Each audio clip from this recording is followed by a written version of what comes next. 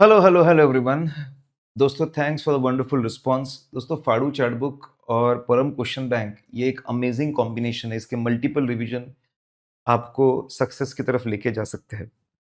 दोस्तों, हमने पूरी फाड़ू चैट बुक 11 घंटे में रिवाइज की हुई है। बड़ा प्यारा वीडियो है, लेकिन वो काफ़ी फास्ट है। जो बच्चे मुझसे पढ़ चुके हैं उनके लिए केक वॉक है, उनको बहुत मज़ा आता है। जिन्होंने रेगुलर बैच या जिन्होंने एग्ज़ाम ओरिएंटेड या बूस्टर बैच की है, उनके लिए बहुत ज़्यादा कन्वीनिएंट होता है वो, ठीक है? लेकिन काफ़ी बच्चों को वो नहीं जम पाता क्योंकि वो फास्ट होता है।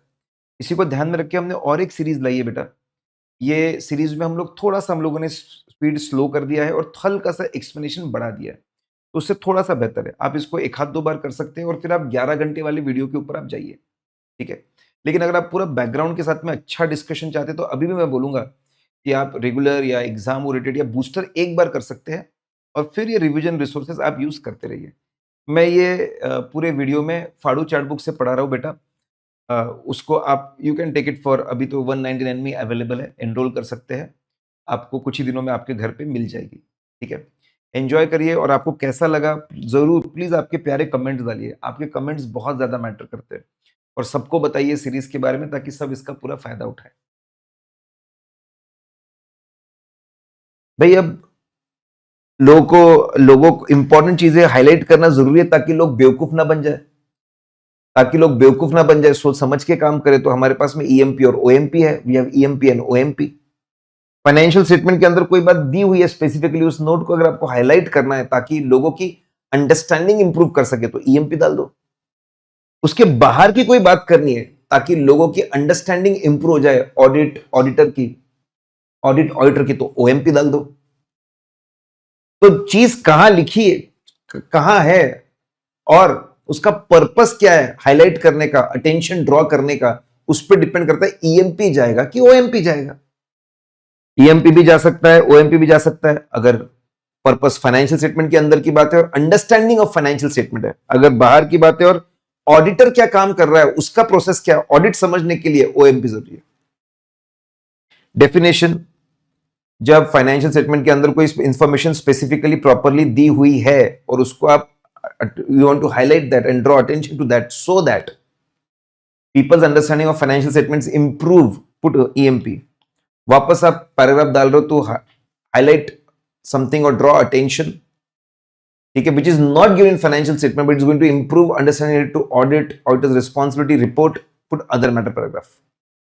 ऑब्जेक्टिव बस यही है, जो डेफिनेशन दी है, जो डेफिनेशन है, बस इसी को अच्छे से अचीव करना, यही ऑब्जेक्टिव है। एम्फोसिस ऑफ मैटर पैराग्राफ में देखो क्राइटेरिया फॉर ईएमपी कब डालते हैं, जो डेफिनेशन पढ़ के है वही क्राइटेरिया ईएमपी कब डालना। दो कंडीशन है, रिस्ट्रिक्शन है। मैटर ऑफ मॉडिफिकेशन ईएमपी में नहीं आना चाहिए, उसके लिए बेसिस ऑफ मॉडिफिकेशन सेक्शन है। की ऑडिट मैटर भी नहीं आना चाहिए, उसके लिए की ऑडिट मैटर सेक्शन है। ठीक है, वो चीजें यहां पे नहीं आनी चाहिए, रिस्पेक्टिव जगह पे जानी चाहिए, वहां पे हाईलाइट हो जाएगी, सब पढ़ लेंगे, उसको यार रिपीट करने की जरूरत नहीं है। एग्जाम्पल्स, कुछ एग्जाम्पल ऐसे जहां पे ऐसे बोलते हैं, जहां पे ऐसे बोलते हैं कि भाई ईएमपी की जरूरत है, ठीक है। उसके बाद में अपने कुछ और एग्जाम्पल ऐसे 210 बोलता है कि भाई अगर आपको असाइनमेंट एक्सेप्ट करना है, अगर कोई असाइनमेंट, तो प्री कंडीशन, सबसे पहली condition, basic condition is pre condition. Agreement में लिख कर दे मैनेजमेंट फाइनेंशियल स्टेटमेंट बनाना उसकी जिम्मेदारी है, and framework should be acceptable, applicable framework acceptable होना चाहिए। कभी कभी applicable framework is prescribe by law rules and regulation, वो भी अनएक्सेप्टेबल। तब क्या करें, लॉ के अगेंस्ट तो जा नहीं सकते, लॉ फॉलो करना पड़ेगा। तो सैंड बोलता है मैनेजमेंट एक काम कर, तू तेरी जिम्मेदारी निभा, नोट्स टू अकाउंट्स में एडिशनल डिस्क्लोजर देकर लोगों को बता कि ये अनएक्सेप्टेबल फ्रेमवर्क है, ये और इंफॉर्मेशन कंसिडर करो ताकि ये एक्सेप्टेबल बन जाए, give additional disclosure. Auditor EMP डाल करके हाईलाइट करेगा वो पर्टिकुलर नोट को और लोगों को अलर्ट करेगा। मतलब अगर law is giving something unacceptable, management भी अपने नोट्स अकाउंट्स में हाईलाइट करे, ऑडिटर भी अपने ऑडिट रिपोर्ट में हाईलाइट करे, बहुत बढ़िया केस आ सकते हैं। 560 दैट इज सब्सिक्वेंट इवेंट। बहुत बार ऑडिटर रिवाइज करता है financial statements, they revise their financial statements, ठीक है। They issue their audit report, issue करने के बाद उनको पता चलता है कि कुछ चीजें उसको पहले पता चलती है, facts would known earlier would have change his opinion, ठीक है, ऐसा हो सकता है। तो वो रिवाइज करता है। रिवाइज्ड फाइनेंशियल स्टेटमेंट में मैनेजमेंट नोट डाल सकता है, वापस रिवीजन हुआ है, मैनेजमेंट नोट्स टू अकाउंट में एक्सप्लेन कर सकता है रिवीजन क्या था, क्यों था, कैसे था। ऑडिटर इसको हाईलाइट करने के लिए ईएमपी डाल सकता है। सेम पैटर्न, मैनेजमेंट अपना काम करे नोट्स टू अकाउंट्स में, हम अपना काम करें अपनी ऑडिट रिपोर्ट में ईएमपी डाल दे। ऐसे 800 भी बोलता है basis of accounting special purpose framework के लिए ईएमपी डाल सकते हो। इसके अलावा स्टार्ट ऑफ द ईयर आप जल्दी कोई स्टैंडर्ड, कोई पर्टिकुलर एएस इंडियस इंप्लीमेंट कर रहे हैं, इस बात को हाईलाइट करने के लिए भी ईएमपी डाल सकते हैं। साल भर के दौरान कैटास्ट्रॉफ है, कोई बहुत बड़ा इंपैक्ट है, हाईलाइट करने के लिए ईएमपी। नाउ अगर एंड ऑफ द ईयर बहुत बड़े बड़े लिटिगेशन है, बहुत बड़ी अनसर्टेनिटी है, पता नहीं क्या होने वाला है, you can again put EMP. बहुत सारी कंपनी डालती है। साल खत्म होने के बाद में, साल खत्म होने के बाद आपका कोई सब्सीक्वेंट इवेंट का कोई बहुत बड़ा हेवी एडजस्टमेंट एंट्री पास हुआ है, उसको हाईलाइट करना है, put EMP start of the year during the, याद रखने के लिए काम का बेटा। तो ईएमपी में कुछ बातें स्टैंडर्ड्स में दी है दूसरी, और कुछ बातें एग्जांपल्स है। भाई सबसे पहले अगर मैं बात करूं, heading, emphasis of matter, content, 3 बातें। मैटर को ब्रीफ में समझाओ, रेफरेंस दो नोट्स टू अकाउंट्स का, और स्टेटमेंट दो our opinion is not modified with respect to these matters.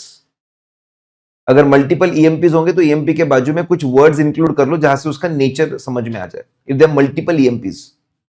Placement, अगर फाइनेंशियल रिपोर्टिंग फ्रेमवर्क से कनेक्टेड है, जैसे shift from AS to Ind AS बहुत क्लोजली कनेक्टेड है, तो भाई बेसिस ऑफ ओपिनियन के जस्ट नीचे, सबको तोड़फोड़ करके बेसिस के जस्ट नीचे।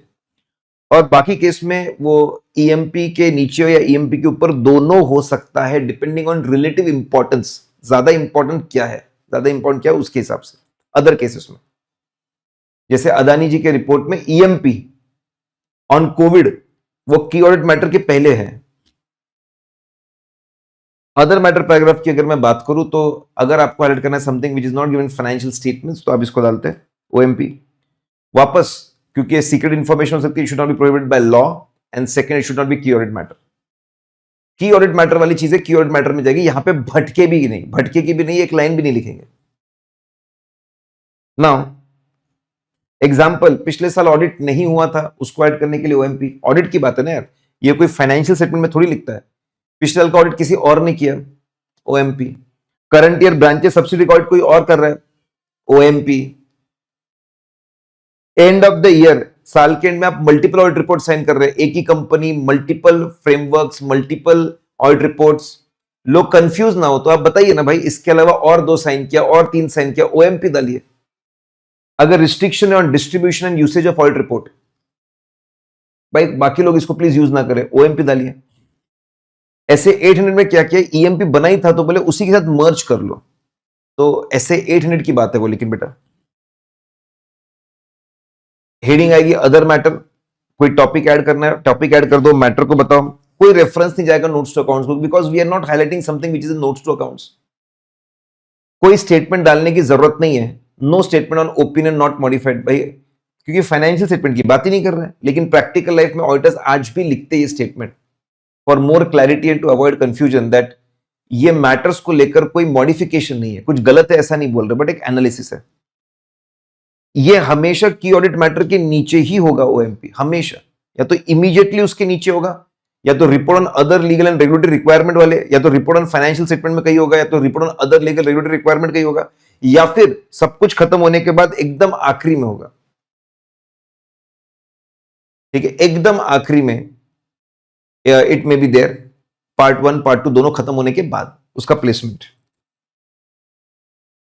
कम्युनिकेशन टू टीसीडब्ल्यूजी की अगर मैं बात करूं, if I talk about communication to TCWG, तो सेम है। अगर आप ईएमपी ओएमपी डालना चाहते हो, अगर अगर अगर आप ईएमपी ओएमपी डालना चाहते हो, you plan to do that, तो आपके रीजंस, एक्सपेक्टेड वर्डिंग्स जो भी रहेगा, ठीक है, आप पूरा एक बार टीसीडब्ल्यूजी से कम्युनिकेट कर लीजिए। लेकिन ओएमपी अगर आप हर बार डाल रहे हो, हर बार ब्रांचेस का हमने नहीं किया, किसी और ने किया, किसी और ने किया, ये आपको बार बार कम्युनिकेट करने की जरूरत नहीं है। एमसीक्यू में टारगेट हो सकती है बातें। दोनों को अगर कंपेयर करेंगे ना, बहुत सिंपल, या this are matter of most significance, ये हम हाईलाइट करना चाहते हैं फॉर अंडरस्टैंड, दोनों का पर्पस ही अलग है। दोनों के स्टैंडर्ड अलग है, दोनों की बातें अलग है, मैटर दोनों में समझाते हैं, रेफरेंस दोनों में देते हैं, लेकिन यहाँ पे क्यों की ऑडिट मैटर कैसे ऑडिट किया, यहाँ पे सिर्फ इतना ही लिखते हैं कि opinion not modified. Key audit matter बहुत लंबा होता है as compare to EMP. Key audit matter is more important than EMP, we all know, वो है इंपॉर्टेंट। अगर कभी डिसएग्रीमेंट हो जाए मैनेजमेंट और ऑडिटर के बीच में तो क्या होगा, जो हम पढ़ के आए वही है अल्टीमेटली। डिसएग्रीमेंट हो जाए कभी अकाउंटिंग मैटर, हमारे हिसाब से मैनेजमेंट ने एक ऐसी अकाउंटिंग की, हमारे हिसाब से कुछ और होना चाहिए, अगर ऐसा है, डिसएग्रीमेंट है, डेडलॉक है, ऑडिटर को मॉडिफाई करना पड़ेगा opinion, he is not left with any other choice. Basis of modification में पूरे रीजन समझाने पड़ेंगे, क्वांटिफाई करना पड़ेगा, ठीक है, मॉडिफाई द ओपिनियन, बेसिस में पूरे रीजंस डालो, क्वांटिफाई करो, डिटेल्स दो नोट्स अकाउंट्स में कहां पे और पढ़ सकते हैं, ठीक है। ईएमपी मत यूज करना गलती से, डिसएग्रीमेंट के लिए ईएमपी मत यूज करना। मैनेजमेंट का रिस्पॉन्स, मैनेजमेंट पूरा पॉइंट ऑफ व्यू समझेगा और नोट्स टू अकाउंट्स में अपना पॉइंट ऑफ व्यू बताएगा। अगर दोनों के बीच में डिसएग्रीमेंट होता है तो रिपोर्ट में जनरली पूरे फाइनेंशियल स्टेटमेंट या मेजर पोर्शन कवर होता है, यहां पे सिर्फ लिमिटेड इंफॉर्मेशन। रिपोर्ट में हम लोग रीजनेबल लेवल ऑप्शन देते हैं, यहां पे सिर्फ absolute confirmed percent. Opinion wording होती है, ओपिनियन, यहां पे we vouch accuracy of the information, accuracy पे बात करते हैं हम लोग। Audit report on financial statement, single financial statement, that is example of report. Certificate, capital reduction के अंदर सर्टिफिकेट इशू किया, आईपीओ के अंदर सर्टिफिकेट्स इशू किए, that is best example for certificates.